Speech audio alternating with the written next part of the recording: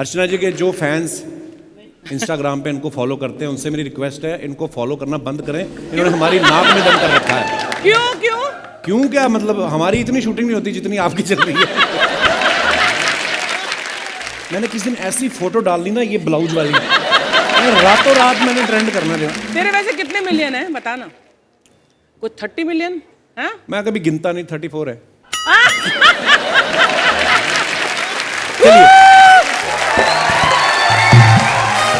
हम लोग जब बाहर जाते हैं ना फॉरेन शोज वोज करने, मतलब मॉल वॉल भी जा सकते हैं और कहीं जा सकते, तो दिनेश मेरे साथ था, तो किसी को फोन कर रहा है, कहता है काम कर आ गया तुम, थर्ड फ्लोर पे आ जा, मैं लिंजरी शॉप के बाहर खड़ा हूँ। मैं कहा भाई लिंजरी नहीं लॉन्जरी होता है। कहता है मैंने भी पांडे को ही फोन किया, इसको कौन सा मालूम है।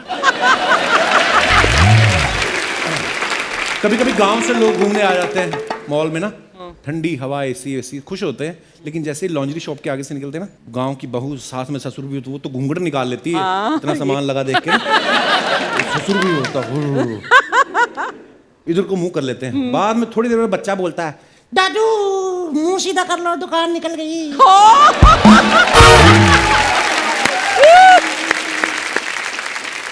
ये लॉकडाउन में सो रहे थे, हम पोछा मार रहे थे।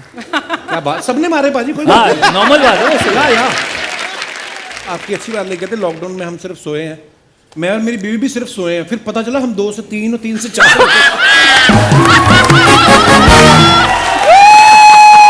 लॉकडाउन में आदमी मतलब कपिल, उसे सोना नहीं कहते।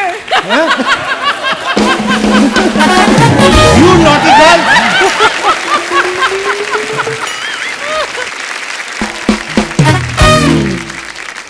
मैं एक सवाल पूछना चाहता हूँ, जैसे हमारी फिल्मों में होता है या शो में होता है, हमें लगा कि यार हमारी स्क्रिप्ट रेडी नहीं है तो अभी टाइम जाएगा। एक क्रिकेटर को ऐसा कब महसूस होता है, कभी होता है, क्योंकि आप तो नेट प्रैक्टिस करते रहते हैं और पता है कि यार मैंने बैटिंग करनी है, सामने वाले ने बॉलिंग करनी है, आपको कभी ऐसा फील हुआ है कभी एज ए क्रिकेटर कि यार मैं अभी तैयार नहीं हूँ? तूने नाइट वॉचमैन का नाम सुना है? अर्चना जी ने सुना है, वो कह रही हाँ।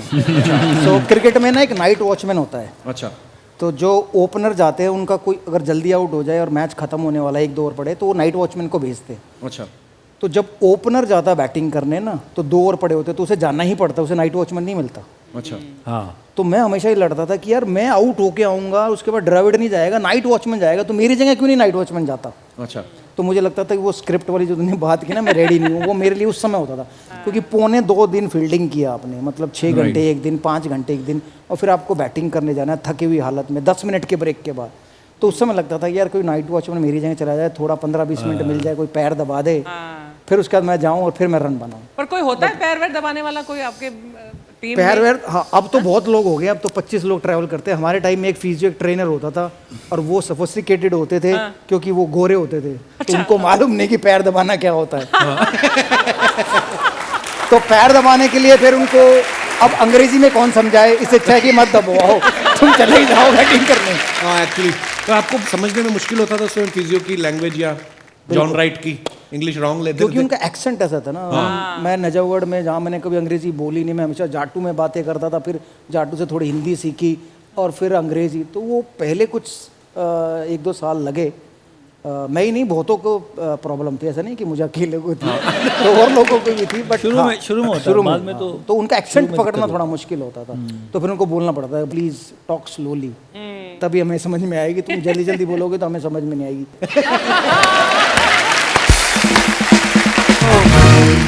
भाई साहब इन्हें वो वाला किस्सा तो बताओ, NCA वाला। कौन सा? कैसे कैसों को दिया।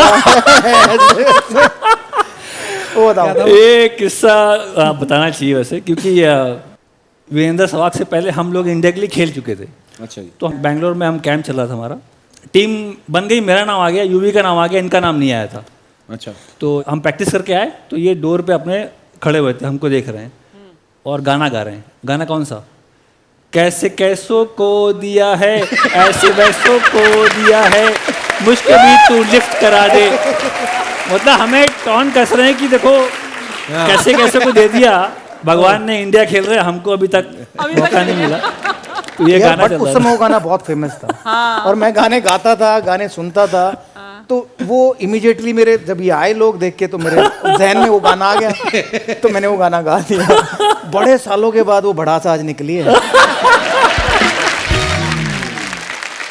अच्छा पाजी, बीवी से सबसे ज्यादा कौन डरता था प्लेयर? ये हर चीज की अपडेट देता ना कभी कभी कि अपनी वाइफ को कि हाँ अभी 2 आउट हो गए, हाँ 2 बाथरूम में मैं बैठा हुआ हूँ। ऐसा कौन सा बंदा था? नाम चाहिए कि कहानी चाहिए? ना दोनों। ये नाम लेकर मैं कहानी बताऊंगा। मतलब डरता तो नहीं, लेकिन जो अपनी बीवियों की सबसे ज्यादा मानते थे उनमें एक राहुल द्रविड़ थे, मुझे ऐसा लगता था। वो sensible, उन्हें ही कहानी बताऊंगा अभी। पढ़े लिखे, मतलब समझदार, की उतनी रिस्पेक्ट देनी, तो जो वो कहते थे वो बड़े आराम से कर लेते थे। मतलब मैंने कभी नहीं देखा आर्ग्यू करते हुए या लड़ते हुए कुछ। बट उनकी लिमिटेशंस थी बेचारे की, उतना ही कर पाते थे जितना वो कर सकते थे। मतलब यार राहुल सर बड़े शरीफ से कम ही बोलते, मैंने तो कभी देखा नहीं ज्यादा उनको बोलते हुए। वो कहानी ये बताएंगे। घर पे गया बेंगलोर में, उनके घर शादी हुई थी, उनका बेटा हुआ था। अच्छा जी। बहुत टेंस थे।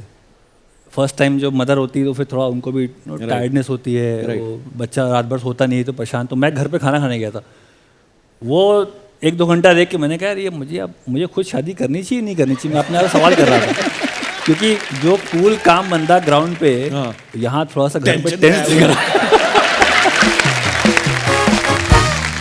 कैप के साथ कमेंट्री करने में मज़ा ये आता है कि ये इतना इन्वॉल्व हो जाते हैं कि बगल में कौन है वो भूल जाते हैं। अच्छा। तो अपने बिल्कुल स्क्रीन के सामने बैठकर वो मस्त, तो मुझे कुछ बोलना होता है तो हाथ लगाना पड़ता है, फिर वो माइक हटाते, फिर मैं बोलता हूँ। और एक बार मैं चालू होता हूँ तो फिर ये बेचारे ऐसे ही देखते रहते हैं कि अब ये चुप कब होगा, कि अब ये रुकेगा कब। तो इसलिए हमारी जुगलबंदी सही चलती है। ये दोनों का हमने देखा, सिद्धू पाजी का भी और आपका भी। आप भी जब खेलते थे तो नहीं, मैं खेल बल्ला ही बोल रहा था आपका, आप कम ही बोलते थे। मैं बोलता था ड्रेसिंग रूम में, ऐसी बात नहीं है। कैब बैठे हैं, हम बातें करते थे, जोक सुनाते थे, कहानियां सुनाते थे, मजे करते थे। ये ऐसे बंदे थे कि सीनियर प्लेयर इनसे दूर भागते थे। सचिन तेंदुलकर मतलब वो ये बता, मैं बैटिंग कर रहा था तो मैं मार रहा था तो कहते मुझे लाला बुलाते थे, कह रहे लाला अगर अगली बॉल तेरे आगे आने वाली है, आगे वाले के लिए तैयारी है, क्योंकि तेरे को सेटअप कर दे इन्होंने छोटी मार मार के, और नेक्स्ट बॉल आगे ही आती थी। वाह। रिक्वेस्ट भी तो कर दे कि आ जाओ अब तो। मैंने बहुत बार रिक्वेस्ट किया उनको। मैं एक बार तो फिर उनकी वाइफ से मैं बोला, मैंने कहा मैम आपको तो कम से कम मना नहीं कर पाएंगे, तो कहते हाँ या वाइफ को भी मना कर दिया भाई नहीं नहीं नहीं, पर आएंगे जब उनका कभी मूड होगा, पर हम उनके फैंस तो चाहते हैं कि वो आए। इलाहाबाद की बात करिए, इलाहाबाद से देखिए अमिताभ बच्चन साहब वहीं से, जी, जी। उनकी पैदाइश वहीं की हुई थी। हम लोग यूपी वाले सारे अमिताभ बच्चन के फ़ैन हैं।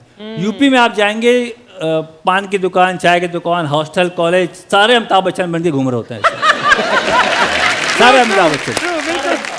तो बचपन से ही ना ऐसा लगता है कि ये अपने घर का बंदा है। तो मैं उनसे ना जब इंडिया खेल गया, एक बार फ्लाइट में साथ में बैठा हुआ था। अच्छा। मैं जम करके उनका बगल में बैठ गया, उनका तो अपना घर का बंदा है। लगता है ना जिनको देख रहे सालों से।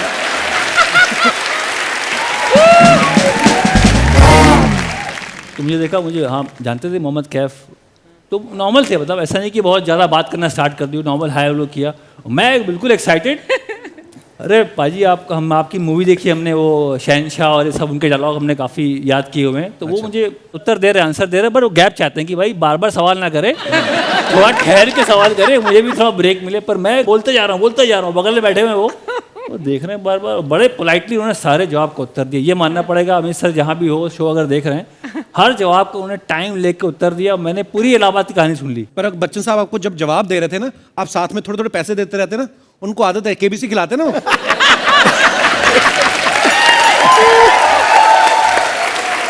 क्या आपने सही जवाब दिया बच्चन साहब, ये रहा अगला सवाल 1 लाख के लिए, फिर उनको मजा आता है।